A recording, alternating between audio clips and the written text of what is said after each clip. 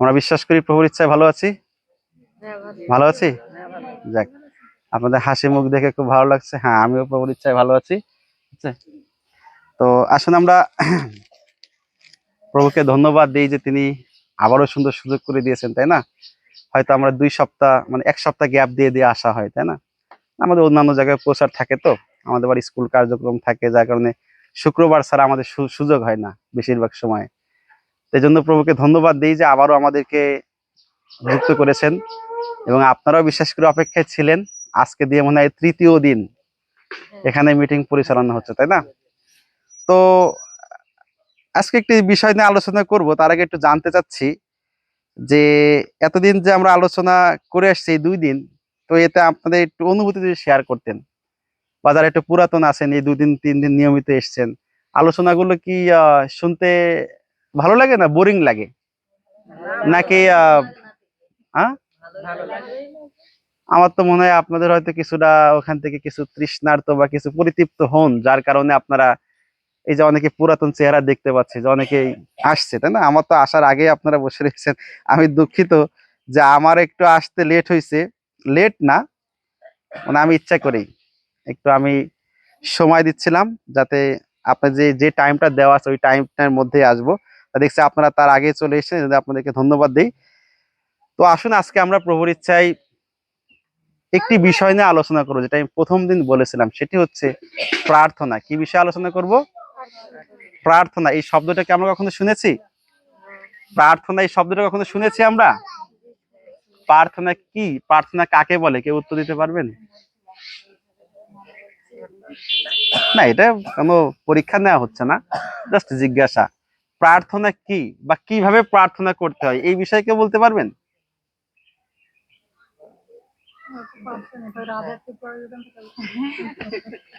রাধে কেন একা বলবে? সবাই বলি আমরা। আচ্ছা ঠিক আছে, না পারলেও সমস্যা নেই, আমরা আজকে জানবো, তাই না? আমরা তো জানার জন্য এখানে যুক্ত হই, তাই না? শেখার জন্য, বোঝার জন্য।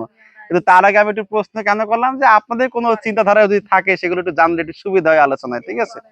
তো যদি কেউ না জানে তা আরো ভালো। কেন ভালো? কারণ ওই যে সাদা খাতায় লিখতে সুবিধা হয়, তাই না? নাহলে পুরাতনটা মুছে আবার লেখা একটু ঝামেলা হয় না? তা আমার মনে হয় না জানলেই, যেটা শুনবেন, আমি বিশ্বাস করি প্রভুর ইচ্ছায় শাস্ত্র যেমনটা বলে, শোনো এবং বোঝো। যা শোনার জন্য সেই ক্ষমতাটা যেন আপনাদের থাকে, বিশ্বাস করি প্রভুর ইচ্ছায় শোনার আগ্রহ আপনাদের আছে। তো আসুন আজকে যে বিষয়ে আলোচনা করবো সেটা হচ্ছে প্রার্থনা কি। তো এই প্রার্থনা যদি আমরা অফিসিয়াল ভাষায় বলে থাকি, পিটিশন করা বা নিবেদন করা। প্রার্থনা শব্দের অর্থ কি? নিবেদন করা, বা কোনো একটা বিষয়ে আবেদন করা বা নিবেদন। যেমন জজ সাহেব, উকিল জজের কাছে কি করে? নিবেদন করে না? তার মক্কেলের জন্য আবেদন করে যে আমার এই ক্লায়েন্ট, সে হচ্ছে নির্দোষ, তাই না? এই বিষয়ে কি নিবেদন করে? জজ সাহেবের কাছে আবেদন করে, পিটিশন করে। ঠিক তেমনি আমরা ঈশ্বরের সন্তান। কার সন্তান? আমরা ঈশ্বরের কাছে নিবেদন করি। কার কাছে করি? ঈশ্বরের কাছে। আমরা সবাই নিবেদন করি, কিন্তু কেউ বলতে পারলেন না। কেন পারলেন না? কারণ ওই যে সবাই করি টুকটাক, কিন্তু ওইভাবে হয়তো এক্সপ্লেন করতে পারেনি। আমরা ঈশ্বরের কাছে চাই না? বলেন না যে ঈশ্বর আমার এই রোগ থেকে মুক্ত করো, বা ঈশ্বর আমার এই অভাব থেকে দূর করো, বা ঈশ্বর আমার এই বিপদ থেকে উদ্ধার করে দাও।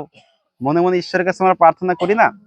কিন্তু আজকে আমরা এই প্রার্থনাটা সঠিকভাবে কিভাবে প্রার্থনা করতে হয়, ঈশ্বরের কাছে কিভাবে, ঈশ্বর কিভাবে চান আমাদের তার কাছে চাইবো। যেমন আমরা কি বলি, মার কাছে সন্তান না কাঁদলে কি দুধ দেয়?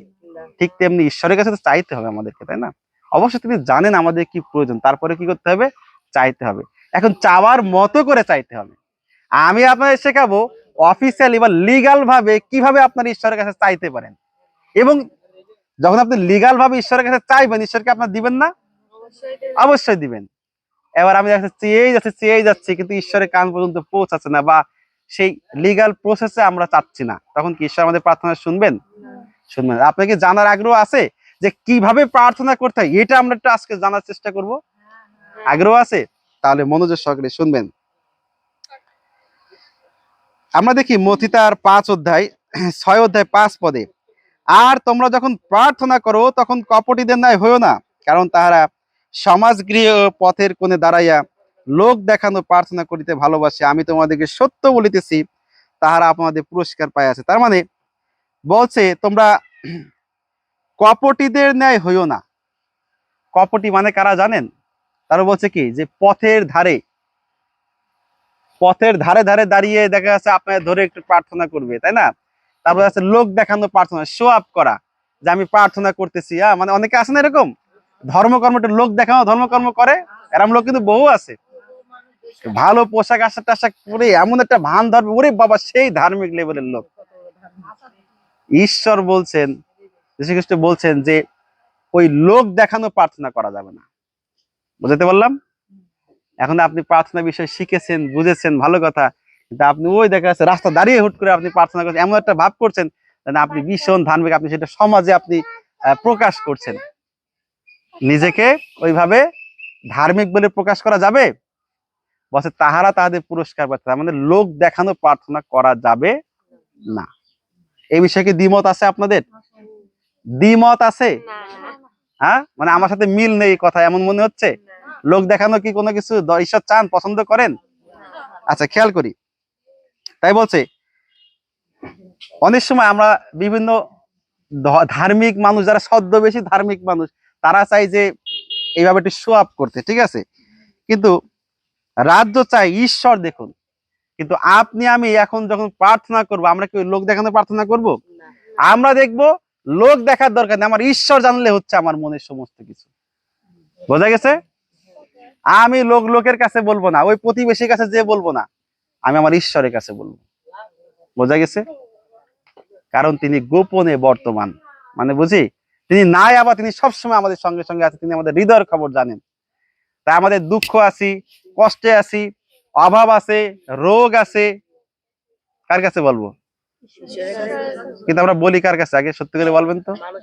হ্যাঁ, সমাজের মানুষের কাছে যে আগে বলি, ওই প্রতিবেশীর কাছে আগে যে বলি, আরে আমার যে কি কষ্ট, আমি এখান থেকে বের হতে পারছি না, মানে মনের সব দুঃখ শেয়ার করে আসলাম। শেষমেশ দেখবেন সে কিন্তু আপনার দুর্বলতাটা জেনে গেল। আবার সুযোগ বুঝে দেখা যাচ্ছে এমন হইতে পারে আপনারও সে ক্ষতি করলো, বা এমন কিছু করলো উপকারের পরিবর্তে তারও ক্ষতি হলো। কিন্তু আমরা কার কাছে, কাকে আগে অগ্রাধিকার দিই? জগতের মানুষের কাছে। কিন্তু আমরা এখন থেকে কাকে অগ্রাধিকার দেবো? ঈশ্বর। আমার মনে কষ্ট আছে, ঠিক আছে, আমি প্রভুর কাছে জানাবো সবকিছু, আমার ঈশ্বরের কাছে আমি জানাবো যে প্রভু তুমি জানো যে আমার এই সমস্যা, আমি তোমার কাছে সমস্ত ভাবনা বা রাখলাম, আমি বিশ্বাস করি তুমি আমার এই বিপদ থেকে রক্ষা করবে। ব্যাস, যা বলার মনের কথা সব ওখানে শেয়ার করলাম গোপনে। লোক দেখানোর দরকার নাই, গোপনে আমি ঘরের কোনো এক কোণে বসে আমি এটা করতে পারি। ওই আমি আমার যা বলার সেখানে আমি দিলাম, যা অভিযোগ দেওয়ার আমি সেখানে দিলাম, আমার আর কোনো চিন্তা নাই। বুঝতে পারলাম? আর আমরা মানুষের কাছে যতই বলি না কেন, ওটা কি মানুষ সমাধান দিতে পারে? হয়তো দিলেও সেটা ক্ষণিকের জন্য, কিন্তু স্থায়ীভাবে একমাত্র ঈশ্বর দিতে পারেন। আমার জীবনে এই ঘটনা আজকে ঘটছে, ঠিক আছে, যে আমি একটা সমস্যায় পড়ছি, আমি কোনো চিন্তা করি আমি প্রভুর উপরে ছেড়ে দিয়েছি এখানে, মানে ইনস্ট্যান্ট আমি প্রভুর কাছে সবকিছু সমস্ত বিষয় আমি তার উপরে ছেড়ে দিই। আমি বলছি, প্রভু আমি বিশ্বাস করি তুমি এই সংকট থেকে আমারে বের করে দিবে, ব্যাস এই বলে আমি চলে এসেছি, আমার কোনো চিন্তা নেই। কারণ যা চিন্তা, আমি বিশ্বাস করি আমরা তার রাজ্যের নাগরিক, তিনি আমাদের কি রাজা, এই বিষয়ে আলোচনা করছিলাম না? ঈশ্বর রাজা, আর আমরা কি তার রাজ্যের প্রজা। প্রজা ঠিক আছে জাগতিক ভাবে, কিন্তু আমরা নাগরিক বলবো, কি বলি আমরা? নাগরিক। আমরা বাংলাদেশের নাগরিক না? সরকারের কাছে একটা দায়বদ্ধতা আছে না, আমাদের অধিকার আছে না?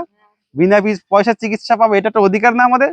তা আমারও অধিকার যে ঈশ্বর রাজা, আমি তার রাজ্যের নাগরিক, আমার এই কষ্টে আছি, এই দুঃখে আছি, এই টেনশনে আছি, বা আমি একটা সমস্যা আসছে আমার সামনে, আমি তার উপরে ছেড়ে দিয়ে চলেছি, কিন্তু বিশ্বাস পূর্বক। আমি বিশ্বাস করি সে আমার এখান থেকে উদ্ধার করবে। তা আপনারা কি করবেন? মানুষের কাছে চলে যাবেন, যে মানুষের কাছে বিশ্বাস করবেন, মানুষের কাছে সমাধান নেবেন।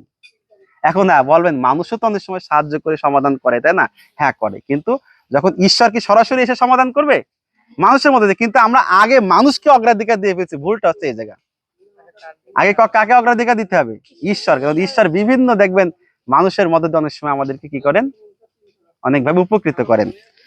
তো এখন যে বিষয় ছিলাম, তো তাহলে কি লোক দেখানো প্রার্থনা করা যাবে না, শো আপ করা যাবে না।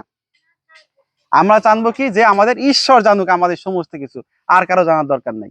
আমি আগে ঈশ্বরের কাছে সমস্ত কিছু আমি সমর্পণ করব। বোঝা গেছে? আচ্ছা, তারপরে আছে, কিন্তু তুমি যখন প্রার্থনা করো তখন তোমার অন্তরাগারে প্রবেশ করিও। কোথায় প্রবেশ করতে বলছে? না, আগে হচ্ছে ওই ইয়েতে যাইতে হবে। কোথায়? আগে ওই ওই মসজিদে যাইতে হবে, আগে গির্জায় যাইতে হবে, আগে অমুক জায়গায় যাইতে হবে, তমুক জায়গায় যাইতে হবে, এমন কিছু? কোথায় যাইতে বলছে? আগে যখন তুমি প্রার্থনা করো আগে নিজের হৃদয়ে প্রবেশ করো। এই দেহ আছে পবিত্র আত্মার মন্দির। কার মন্দির?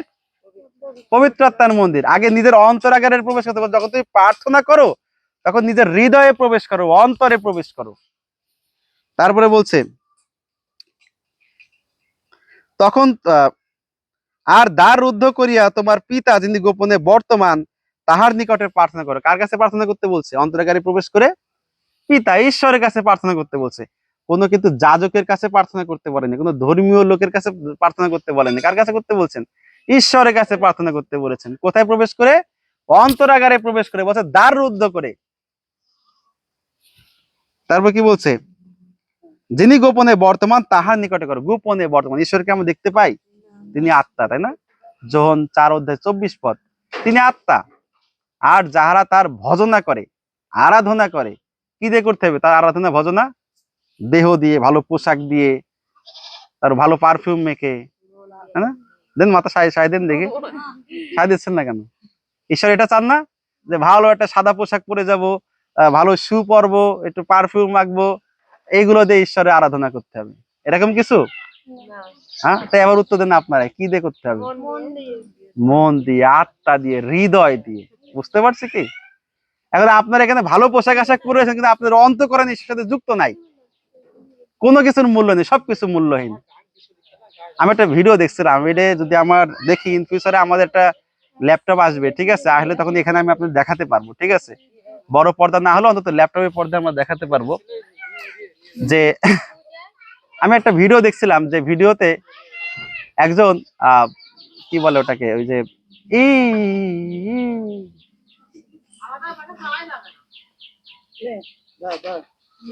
নো